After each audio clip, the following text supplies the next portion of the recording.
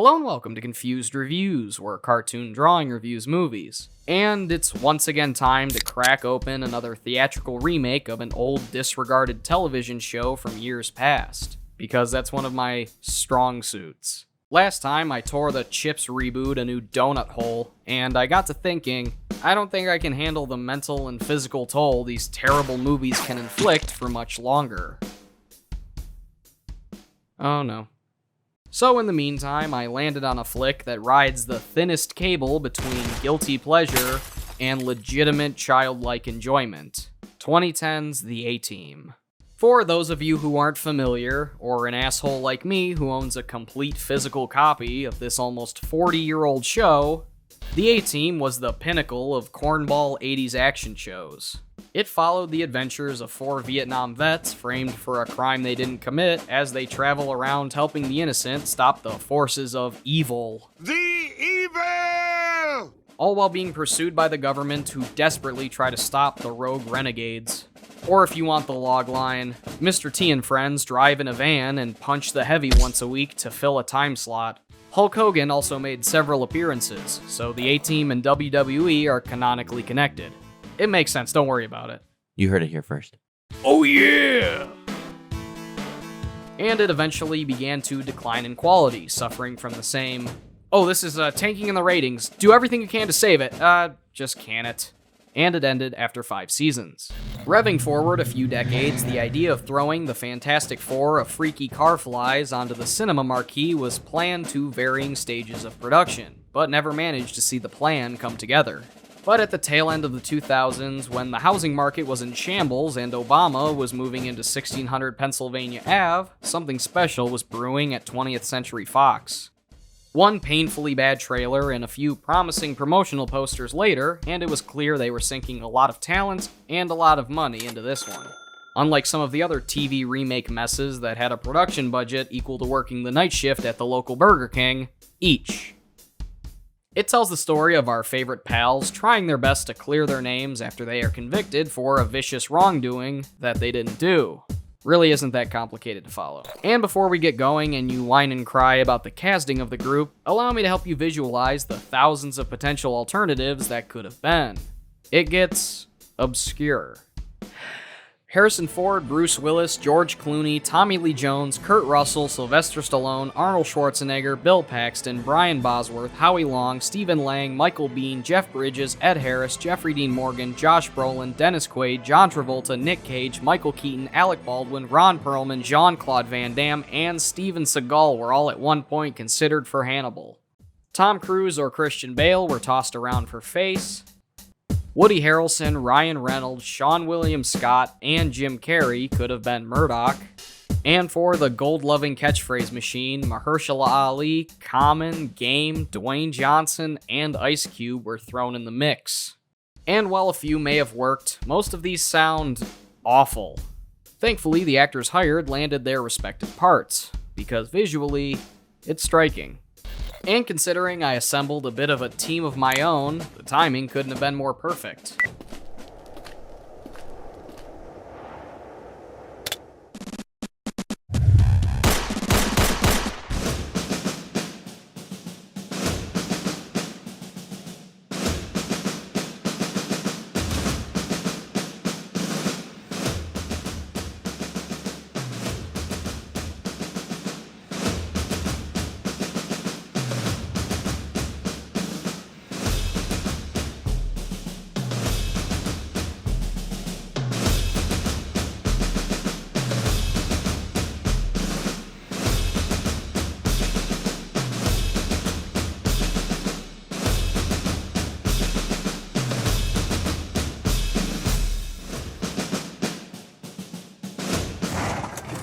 And with how some have reacted to the remake's cast, I wouldn't be shocked if they'd rather see these schmucks instead. Oh, and real quick to fans of the series, remember when the pilot had another actor playing Templeton but was replaced for seeming too young to have fought in Vietnam? He wound up the Pete Best of 80s crime action programs. So let's cut the shit and just explode a tank out of a plane and then fly it like a fucking camouflaged several-ton eagle. Yes, that really happens in this movie. This is the ATeam. The movie starts with introductory sequences of the four soldiers. Hannibal is the no-nonsense leader and full-time stogie enthusiast, played by Liam Neeson. Bosco B.A. Baracus rocks a bizarre cut and spits lines that could all wind up on t-shirts, portrayed by Quinton Rampage Jackson, who also has pity and fool tattooed on his knuckles, to remind us of a movie Mr. T says it in. No, I don't hate Balboa, but I pity the fool. Because he never directly says it in the show. Whoops. I bet on his other bicep he's got a DC cab ink job. Anyway, Templeton, Faceman Peck, is the charming, snarky, shit-stirring, well, face of the business, played by Bradley Cooper. He's being held by a barely explained Mexican militia. Don't expect any development. But is tired of waiting around, and after a quick... First time? Three's Company stop off at the Cuckoo's Nest to find the final edition. H.M. Howlin' Mad Murdoch, given spastic light by Sharlto Copley. Not only does he pop into the scene dressed in the Joker's nurse disguise, but also is, well, the greatest part of the movie. Clear! Damn it! My kind of guy.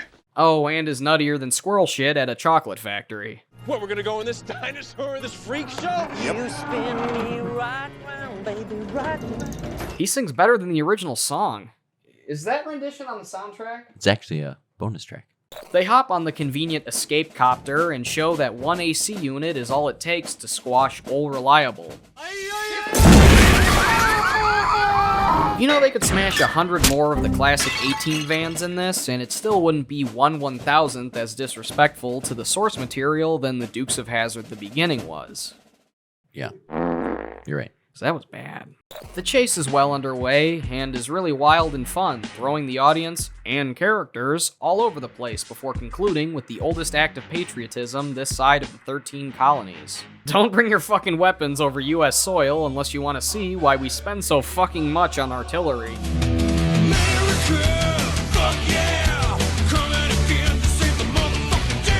At least this movie could refrain from putting the super yellow filter on any scenes taking place south of the border. It's hard to fully grasp the fact that this is the title card and comes at 21 minutes into the film. You could honestly cut it off here and make a syndicated episode. And I love it when a plan comes together. Best way to hook an audience for an action flick. Snappy lines, easy to digest character intros, and stuff blowing the fuck up! Shooting ahead 8 years, Ocean's 8, Eight-Legged Freaks, Magic 8 Ball, 80 Missions, and John and Kate plus 8, we see them still in Iraq, not Vietnam, because of that pesky little thing called time. And hearing any more about Vietnam is just kind of a bummer. Everybody knows you never go full retard. What do you mean? Or there's always the giant subgenre of refresher material. Holy Jesus. What is that? What the fuck is that? What is that, Private Pile? Everything seems to be going well for the crew, so that means it's more than overdue for the government to come in and fuck it up. FBI, open up! I was just kidding! Lynch, played by my favorite actor that has starred in both The Conjuring and Insidious's wishy-washy consistency, Patrick Wilson, who tells Hannibal about a cookie-cutter robbery plot incoming, which will definitely go tremendously without any hiccups or incarcerations. They use every trick in the Magician Handbook, and continue to do things the original show and characters would? Man, I almost feel dirty saying that. I didn't think you were allowed to do that. With a flashy montage showing Team Alpha using crafty ingenuity to prepare, and it immediately farting to failure. All for naught. Not even childhood hero of mine, Morrison, played by Gerald McRaney, who of course played the gruff Rick Simon, being killed off 45 minutes in is enough to reveal this clearly suspect situation. I'd like to state that this bit of them being captured and dishonorably discharged is both extremely engaging and fills me with enough rage I could take out a door. I was just disgusted.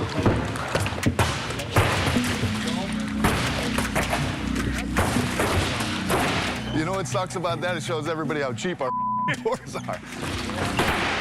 And at the same time, so badly presented with relentless fades in and out, I wouldn't be surprised if it was done by someone blindfolded and their hands superglued together. Moving forward another half year, Lynch seems to be the only fellow field agent willing to assist the team. He breaks down who was behind it, Pike, played by Brian Bloom, and that he's practically a phantom, only seen in one low-res JPEG. Hannibal then says they're the only group capable of avenging half of Simon and Simon, and I have a hunch that once they get their hands on him, they'll put his head on a... well, never mind.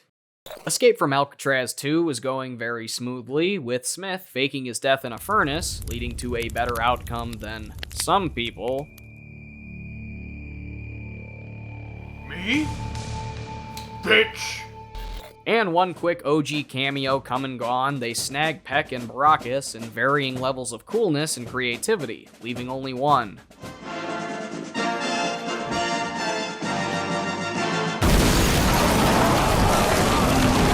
Using the Great Escape as bait was the only way to do it. 2 keys to cinematic gold, Steve McQueen and fast cars. Also, we see Dwight Schultz monitoring Murdoch's electroshock session, but looks like he aged into looking like Brad Dourif. ATeam Chucky crossover when? Anyways, they escalate into another 5-star GTA mission and swipe a fancy flying machine to outsmart Sosa, played by Jessica Biel. Even if BA is reluctant, as always. It also works after almost becoming a splat on the pavement last time. I get his unwillingness. These guys are crazy. You better run, man! These white cops are crazy! Flushing millions of dollars down the tube without a second thought is still not enough to stop the squadrant, so instead they begin a freefall. In a tank, with giant parachutes, while still being fired at. Machismo. Real cheese for real men. Now in a handy aluminum dispenser. This will now either be runner-up for your favorite thing mankind has ever made, or the most outrageous piece of schlock with Saturday morning cartoon antics since the Dukes of Hazzard animated thingy. Let me have a turn, face, come on! Why are we in a falling tank? Because the plane exploded! What? I, for one, think flying a tank is not something I'd have ever thought of. So, thumbs up. Another aspect that is done so well it's worth its weight in sweet sugary action to fill a whole box of Mr. T cereal is how they managed to make the biggest, baddest character, known to television snobs as the Muscle. Right, Mike? And redoes his fear of flying just as goofy yet believable as it was in the 80s. Too bad most of Rampage's delivery leaves me a little underwhelmed. Could have been a lot worse, however. Come on, baby! Hold it, fellas. I'm afraid you're just too darn loud. We get some more backstory to Face and Sosa's past relationship, and while her guard is down, she's far from the shallows, and he tells her to back the fuck off while they prove their innocence. And that he was in 3 Hangover movies, so he's not above getting really corny. Bouncing to the building RoboCop killed a dick once, they scale it a few minutes before Vin Diesel, and show off that Bradley wasn't the only one who apparently took the Limitless pill.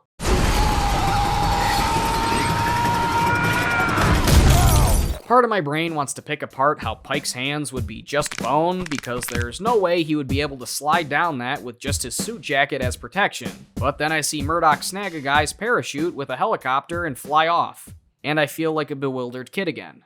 We see Pike's one handlebar mustache away from full-blown comic book villain to the point where he continues punching a non-responding BA because he swore off performing anymore. Gotta get out, try. Oh, Dan, I told you, he picked him up and slammed him. Did he hit him with his head too? Yeah, it looks like he headbutted his face. Yep, he did. Like, holy shit, did you see that? Gotta get out, try. Oh, Dan, I told you, he picked him up and slammed him. Pick him up and pick him up and pick him up and slam him. If only he'd do something like that later. Wink, wink. And, would you look at the time, incoming twist. The one man who led them into this masquerading madness and pinned the ploy on the team was Morrison. What a twist! This fucking Charles Darwin, Karl Marx, old man Mel Gibson, butler from Scary Movie 2, shitface, really betrayed his men. You can't count on anyone, especially your heroes. At least it gives Liam Neeson more gripping dialogue than the entirety of the Taken trilogy. Meanwhile, Night Owl flies in to overthrow the operation. Too bad the A-Team has grade A plot armor, so the idea for King Orm to trick the boys is almost impossible. That was cool. I like that. One more location and cargo shift later, and Chappie and Oscar Schindler have a heart-to-heart with Baracus, who agrees to snap out of his anti-fighting mojo to kick ass in the climax. After all, we'll need all hands on deck to keep up with the continual double-crossing that occurs from all of these fuckers so often you'd think they were Mac in Kingdom of the Crystal Skull. Hilariously enough, only Pike is smart enough to realize they're picking off Lynch's men like fish in a barrel. Real quick, while this bombastic scene is happening, let's throw it in the background, and before you click off to watch some other video, focus on my words. District 9 is underrated as fuck. I figured while I've got Sharlto Copley front and center for a review, let me showcase another one of his movies that he's equally perfect in. Listen, I just need to take over this for a minute. If you haven't seen District 9, sit your booty down, watch this movie. It also has this in common, movies with huge scopes and world-building opportunities that never saw a sequel. It makes my head spin that crap like this or that can get 4 to 8 sequels too many, while ones that deserve them go by the wayside. Throw the other guys on there too. The plan goes sideways, courtesy of one rocket launcher, and the whole ship devolves into a giant pile of CGI that grabs the audience's shirt collar and pulls them through the uncanny valley, with Face performing some impressive acrobatics. Oh, and best of all, Rampage finally gets revenge with a stellar entrance and even better fatality.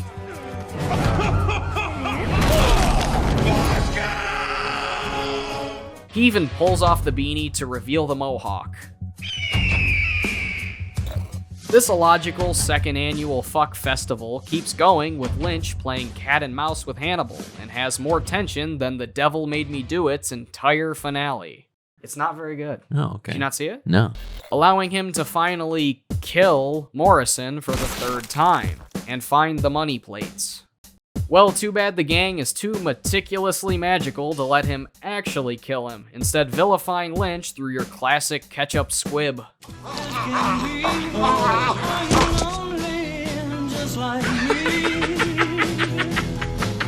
And it seems our story has wrapped itself up quite nicely, except for whatever poor souls have to clean this mess up. Speedfire final moments. John Hamm replaces the last Lynch through shady means. I never got your name. Don Draper. The team gets pinched for breaking out of jail. Sosa gets one last face fuck, and they use everyone's favorite line to close it out. I love it when a plan comes together. And that was the A-Team. For all of its massive flaws in story, plot, and execution, I kinda loved it. Really? Yeah. Regardless of how much of a dildo the director might be. I wanted to do a big off, right? Action franchise, whatever. You know, people say you're a big fan of the A-Team. My wife loved it. I couldn't give a about the A-Team. I like Miami Vice when I was a kid. I didn't care. This movie encapsulates the action genre for its time, precisely like the TV series did. In the 80s, ensemble, stunt-oriented shows dominated the airwaves, and in the 2010s, vapid CGI shit was hot and fresh. I'd even argue it's dialed back. What you got, bitches? What you got? Most of the time, from what the latter half of the decade had in store. So I look at what's presented and go, man, at least it isn't fucking chips. She ate your ass? Oh my god. Did you eat hers? Of course. That pile of burnt rubber vomit elevates the A-Team to the likes of Shawshank. And I know I keep going back to those previous victims of my untethered rage. But the comparisons in not only quality but enjoyment are night and day. Even my cascading failure of a Dukes of Hazzard review on a movie that I will always dig on a guilty pleasure level was miles behind this. The cast, especially for the team itself, is way better than I think anyone would have ever assumed it to be. Sharlto Copley is by far the standout and uses every line to channel Howlin' Mad Murdoch more than I think any other person could or will again. Bradley Cooper is good too, and Liam Neeson anchors the group with a presence and voice to make anyone feel safe and ready to fight. Rampage Jackson leaves a lot to be desired, but following up the outspoken Mr. T is a tall order for anyone. Little kids doing drugs, it turns my stomach.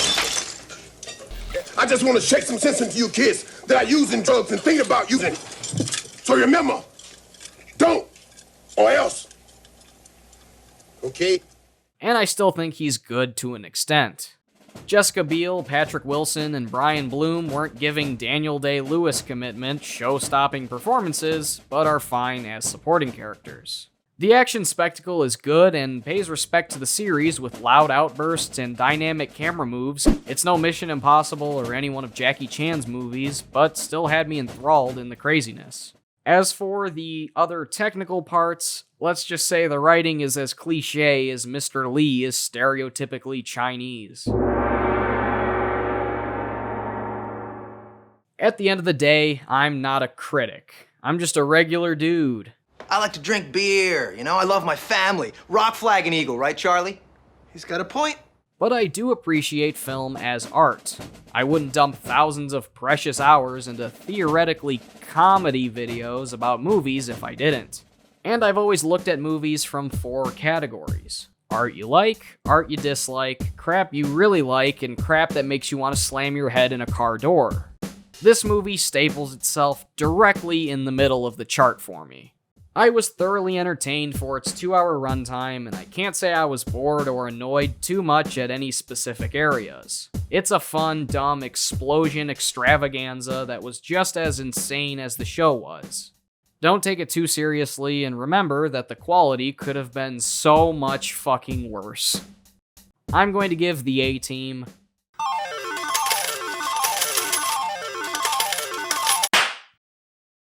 This one isn't changing the landscape of cinema by any means, but is one I'll end up coming back to from time to time. And here's a few clips of Mr. T being fucking wild to finish this review off. Friends you already got might not be all the friends you ever need. So when you get your feelings hurt by somebody you love, think a minute before you cry and moan about your own feelings. See, we always have to sacrifice something to get something else we want more. Hey, this is me. I am woman. I'm Confused Reviews. Thanks for watching.